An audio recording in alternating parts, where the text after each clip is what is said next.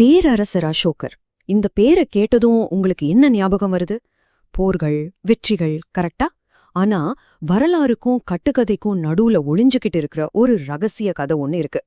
இன்னைக்கு நம்ம அந்த புனைவுக்கு பின்னாடி இருக்கிற உண்மையை தான் தோண்டி எடுக்க போறோம்.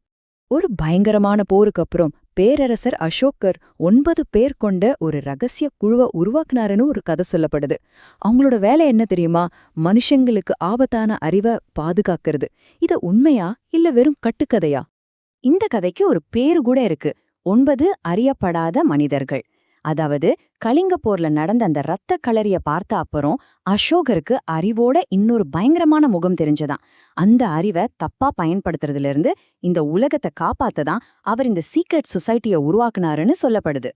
சொல்லப்போனா இந்த சீக்ரெட் சொசைட்டி கிட்ட 9 புஸ்தகம் இருந்ததா ஒரு கதை இருக்கு. ஆனா அது சாதாரண புஸ்தகம் இல்ல, ஒன்னொன்னும் ஒரு பேரழிவுக்கான ஆயுதம். சைக்கோலாஜிக்கல் வார்ஃபேர்ல இருந்து டைம் டிராவல் வரைக்கும். யோசிச்சு பாருங்க, இந்த அறிவு மட்டும் தப்பான ஆளுங்க கையில கிடைச்சா என்னாகும்? மனிதனத்தோட அழிவு நிச்சயம். அப்படியே நினைச்சு பாருங்க, பல 100 வருஷமா உலகத்தையே பின்னாடி இருந்து ஆட்டி படைக்கிற ஒரு சக்தி வாய்ந்த குழு. கேட்கவே த்ரில்லிங்கா இருக்குல்ல? ஆனா நாம வரலாற்றோட பக்கங்களை புரட்டி பார்க்கும்போது அங்க நமக்கு கிடைக்கிற ஆதாரம் கொஞ்சம் ஷாக்கிங்கா இருக்கு. 0. ஆமா, ஒரு ஆதாரம் கூட இல்ல. அசோகரோட இந்த 9 அறியப்படாத மனிதர்கள் கதைக்கு எந்த விதமான வரலாற்று ஆதாரமும் கிடையவே கிடையாது. கல்வெட்டோ பழைய ஓலைச்சுவடியோ எதுலயுமே இத பத்தி ஒரு வரி கூட இல்ல. இது முழுக்க முழுக்க ஒரு கற்பனை. சரி, அப்போ இந்த கதை எப்படி இவ்ளோ ஃபேமஸ் ஆச்சு? வரலாற்றுல உண்மையே இல்லன்னா இது எங்கிருந்து தான் உருவாச்சு? இதுக்கான பதில தேடி நாம பழங்கால இந்தியாவுக்கு போக தேவையில்ல. கொஞ்சம் பக்கத்துல 20ஆம் நூற்றாண்டுக்கு போனா போதும். பாத்தீங்கன்னா இந்த மொத்த கதைக்குமே ஆரம்ப புள்ளி 1923ல வந்த ஒரு நாவல் தான். டால்பர்ட் மண்டின்னு ஒரு எழுத்தாளர் அவரோட கற்பனையில உருவாக்குனது தான் இந்த 9 அறியப்படாத மனிதர்கள். அப்புறம் என்னாச்சுன்னா 1960ஸ்ல வந்த இன்னொரு புத்தகம் இந்த கற்பனை கதையை எடுத்து இது நிஜம் சொல்லி பரப்பி விட்டுருச்சு. அவ்வளோதான். அப்போ ஆரம்பிச்சதுதான் இந்த கட்டுக்கதை. சரி, அந்த ரகசிய குழுவோட கதை ஒரு கட்டுக்கதைன்னு இப்போ நமக்கு தெரிஞ்சிருச்சு. ஆனா இது நம்மள ஒரு முக்கியமான கேள்விக்கு கொண்டு வருது. அப்போ உண்மையான அசோகர் யாரு? நான் சொல்றேன், அவரோட உண்மையான கதை இந்த கட்டுக்கதையை விட பல மடங்கு சுவாரஸ்யமானது, சக்தி வாய்ந்தது. உண்மையான அசோகரோட கதை ஆரம்பிக்கிறதே ஒரு வில்லன் மாதிரிதான். ஆமா, அதிகாரத்துக்காக தன்னோட சொந்த சகோதரர்களையே கொன்னுட்டு தான் அரியணைக்கே வராரு. அவரோட ஆட்சியோட ஆரம்ப காலமெல்லாம் இரத்த கரையோடு தான் இருந்துச்சு.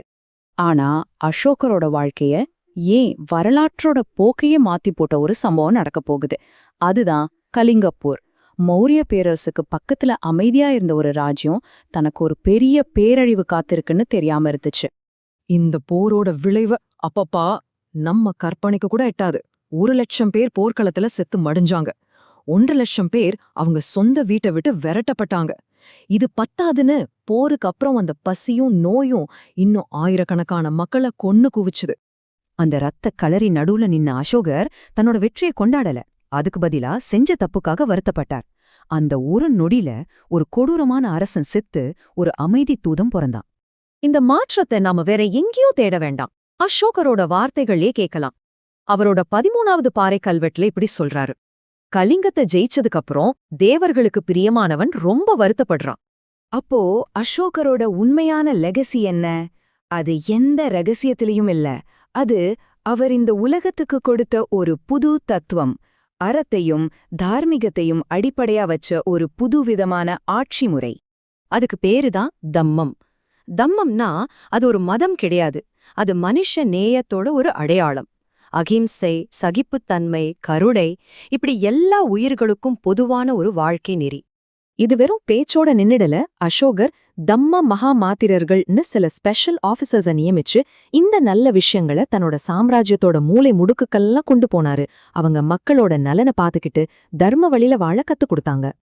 அசோகரோட இந்த தத்துவம் பல 100 வருஷங்கள் கழிச்சும் இன்னைக்கும் நம்ம நவீன இந்தியாவோட ஒரு முக்கியமான சின்னமா வாழ்ந்துகிட்டு இருக்கு. இதுதான் அந்த தர்ம சக்கரம், அசோகரோட தம்மத்தோட சின்னம். இது தர்மத்தோட பாதையையும் இந்த பிரபஞ்சத்தோட விதியையும் குறிக்குது. சுருக்கமா சொன்னா, ஓடிக்கிட்டே இருந்தா வாழ்க்கை, நின்னுட்டா மரணம்னு நமக்கு ஞாபகப்படுத்துது. ஆமாங்க, உங்களுக்கு நல்லா தெரிஞ்ச சின்னம்தான் இது. இன்னைக்கு நம்ம இந்திய தேசிய கொடியோட நடுவுல கம்பீரமா இருக்கிற அசோக சக்கரம் இதுதான் அசோகரோட அமைதிக்கும் அறத்துக்கும் கிடைச்ச மிகப்பெரிய அங்கீகாரம். இந்த சக்கரத்துல இருக்கிற 24 கோடுகளும் சும்மா டிசைனுக்காக இல்ல, அதுல ஒவ்வொன்னும் மனுஷனுக்கு இருக்க வேண்டிய 24 நல்ல குணங்களை குறிக்குது. சாந்தி, அதாவது அமைதி, மன்னிப்பு, நட்பு, மக்கள் நலம்னு அசோகர் சொன்ன ஒவ்வொரு தத்துவமும் இதுல பொறிக்கப்பட்டிருக்கு. ஆக அசோகரோட உண்மையான கதை அந்த 9 பேர் கொண்ட ரகசிய குழு கதையை விட ரொம்பவே பவர்ஃபுல்லானது. இது ஒருத்தரோட மனமாற்றத்தை பத்தின கதை, அதிகாரத்தை கூட இரக்கத்தோட பயன்படுத்த முடியும்னு கத்துக் கொடுத்த கதை. சரி, இப்போ ஒரு கேள்வி. போர், சண்டைன்னு இருக்கிற இந்த உலகத்துல 2300 வருஷம் பழமையான அசோகரோட தம்மம் நமக்கு என்ன கத்துக் கொடுக்க முடியும்னு நீங்க நினைக்கிறீங்க?